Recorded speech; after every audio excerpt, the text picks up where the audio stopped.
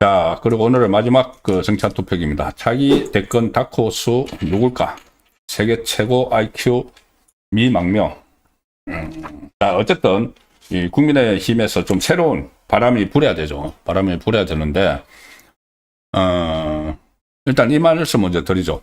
오늘 하루 종일 관심을 모았던 기사 중에 하나가 세계 최고의 IQ, 세계 최고 IQ가 276이라고 하네요.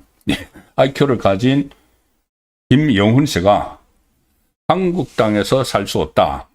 그래서 미국 망명을 신청을 했다는 겁니다.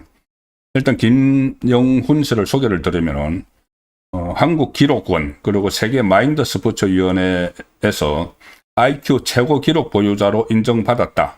이렇게 국내 언론에 여러 차례 보도된 인물이고, 이 세계 마인드 스포츠 위원회는 작년에 홈페이지를 통해서 한국인 김영훈이 지난 7월 세계 기억력 대회에서 IQ 276을 기록했다.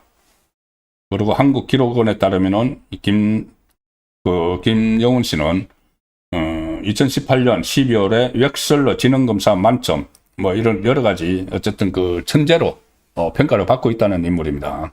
지금 현재 미국 신학교 협회의 인가를 받은 미국 신학교 신학 석사 과정에 재학 중인 것으로 알려졌는데, 이 김영훈 씨가 최근에 자신의 SNS에 영상을 올렸습니다. 영상을 올려서 이렇게 이야기합니다. 영어로 이야기를 하는데, 본인은 기독교인이고 세계 최고 IQ 기록 보유자로서 미국에 망명을 신청한다.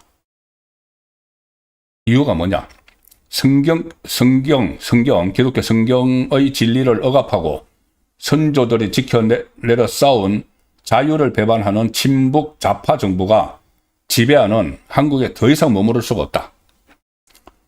오늘날 한국 정부는 애국자를 처벌하고 공산주의자들을 찬양한다. 진리는 범죄가 되었고 신앙은 표적이 되었다. 저는 악에 굴복하지 않겠다. 신앙이 박해받지 않고 보호받는 미국의 피난처를 구한다. 자, 그러면서 더 이상 한국은 존재하지 않는다. 오직 북한만이 존재한다. 한국 정부는 친북 정부가 되었기 때문이다. 저는 정치적, 종교적 박해를 이유로 도널드 트럼프 대통령 정부에 망명을 신청한 최초의 한국인이다. 이렇게 이제 용어로 적었습니다. 이게 오늘 상당히 관심을 모았는데, 특히 최근에 비단 김영훈 씨는 다른 어떤 이유가 있는지는 모르겠습니다. 어떤 신앙적인 이야기를 하니까 최근에 일부 언론에서는 종교적 박해가 부산 세계로 교회 손현보 담임 목사가 기소된 사건을 가리킨 것 아니냐 이렇게 추정도 하기로 하는데, 어쨌든 구체적인 건 파악이 안 되지만은, 최근 제가 얼마 전에 저도 이제 소개를 드린 적이 있죠. 뭐냐면은 우리나라 부자들이 외국으로 막 떠난다.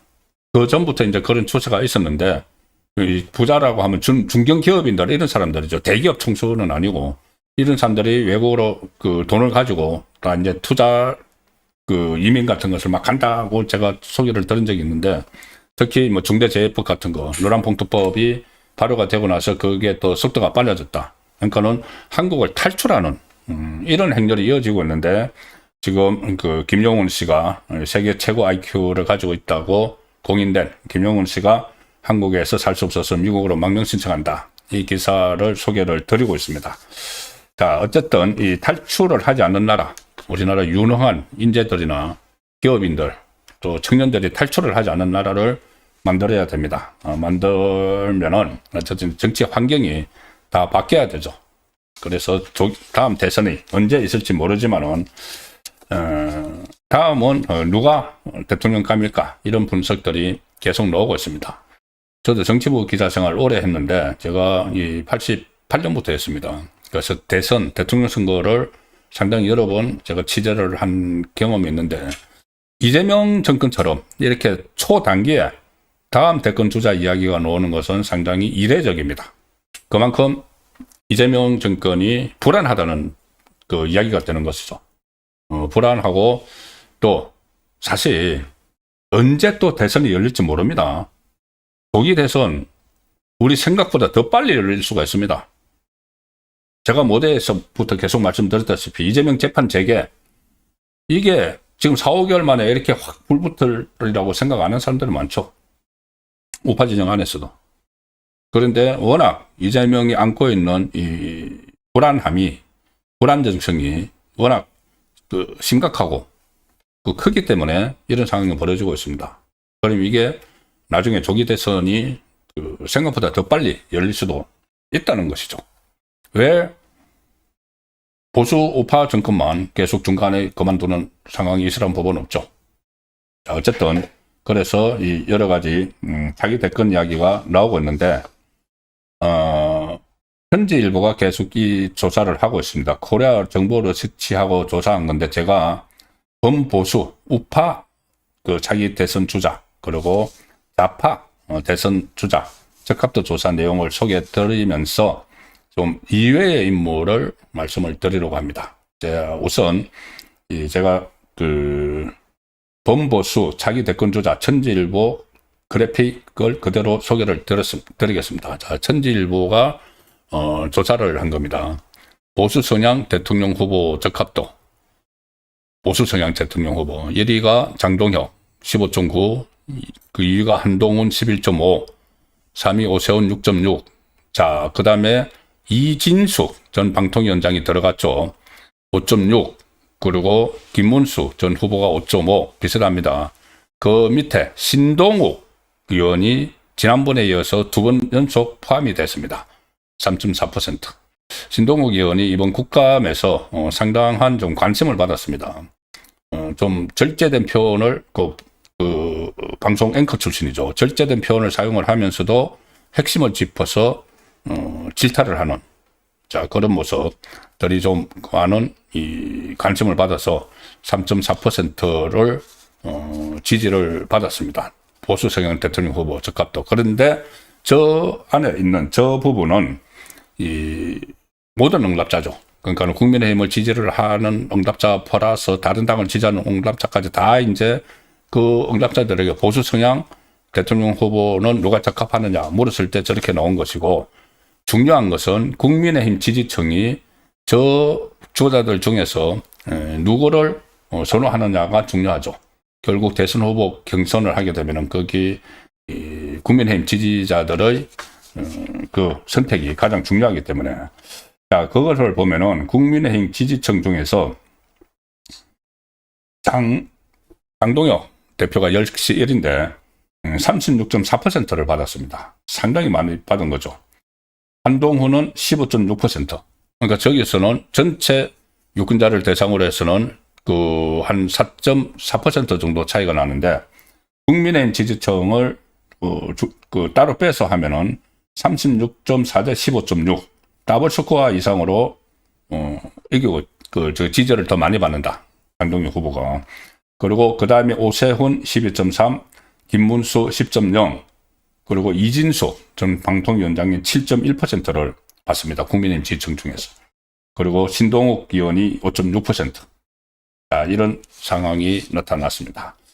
민주당 한번 좌파도 한번 살펴볼 필요가 있겠죠. 이게 지금 대선이 언제 치러질지 모르는 그런 상황입니다. 급속도로 이 상황 변화가 올 수가 있습니다.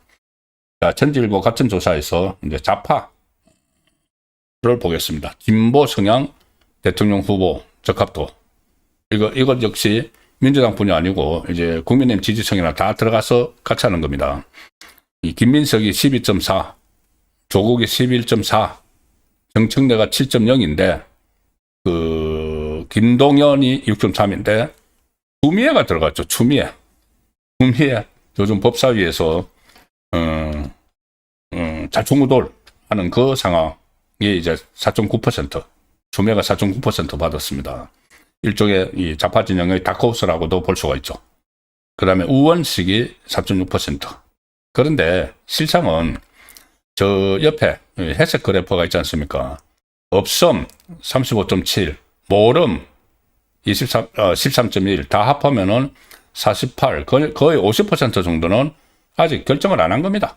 안 한 건데, 어쨌든 지금 상황에서 좀 그 구도가 어떤지를 보여드리고 있고, 이 사람들도 이제 민주당 지지층이 중요하죠. 민주당 지지층이 누구를 선호하느냐. 이것은 저 구도와는 좀 바뀌죠. 김민석이 22.6, 조국이 20.2, 그 다음에 정청래 14.1, 추미애 8.1. 자, 이렇게 조사가 됐습니다. 그냥 이게 이재명 정권 들어서 지금 5개월 만에 이런 조사들이 막 여기저기서 쏟아지는 게 저는 뭔가 분불이 짚혀지는 것 아닌가 하는 생각까지 합니다. 초단기에 자기 이야기가 나오는 그 자체가 그런 것이죠. 그 이유는 바로 이재명의 재판 리스크 때문입니다. 그래서 오늘 제가 판사들의 요즘 분위기, 실제로 나오는 분위기죠. 나오는 분위기. 이재명의 공범격인 대장동 민간업자들에게 중형을 선고를 하고 전부 다 법정 구속을 하고, 그리고 오늘 이화영이 기세 등등 해가지고 내 재판도 중단해줘, 뭐 이렇게 요구를 했지만은 이런 지하의 묵살을 거부를 하고, 이런 모습들이 판사들의 좀 바뀐 분위기를 상징적으로 보여준다. 그리고 이것이 결국 단계적으로 순차적으로 이재명의 재판 재개로 가는 길이 되고 있다는 말씀을 드렸고, 그 다음에 이제 이재명이 자기에 대한 재판 중지법 필요 없다 한 것은 자세히 살펴보면은 자기 그 재판을 하려는 판사들에 대한 협박용 멘트다 는 것을 알 수가 있습니다. 어쨌든 이 상황에서 지금 이재명이 위기에서 탈출하기 위해서 지금 우파를 막 압박을 하고 있는데, 그 지금 마지노선으로 딱 등장한 사람이 추경호 전 원내대표다. 구속영장이 청구가 된 추경호를 지켜야지. 그렇지 않으면은 이 보수 개멸이 되고 좌파가 장기 집권으로 간다는 말씀도 드렸습니다.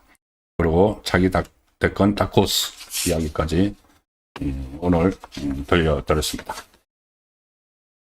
예, 오늘도 여러 가지 내용들이 많이 쏟아졌는데, 뭐 가령 이런 것도 있습니다. 문재인이 탁현면하고 유튜브를 시작한다. 무슨 전직 뭐라는 사람이 유튜브를 한다는 겁니다. 무슨 책 속의 유튜브를 하는데, 이거 뭐 또 콩나라 판나라 뭐 이렇게 뭐 참견하려고 하는 거죠. 이거 뭐 한번 지켜봐야 되는 이야기고, 때마침 오늘 조선일보에서 김정숙 특활비로 옷 산 거, 그거 경찰이 계속 뭉개버렸다는 기사도 지금 나왔습니다. 제가 여러 차례 말씀드린 내용이라서 따로 설명은 안 드렸습니다.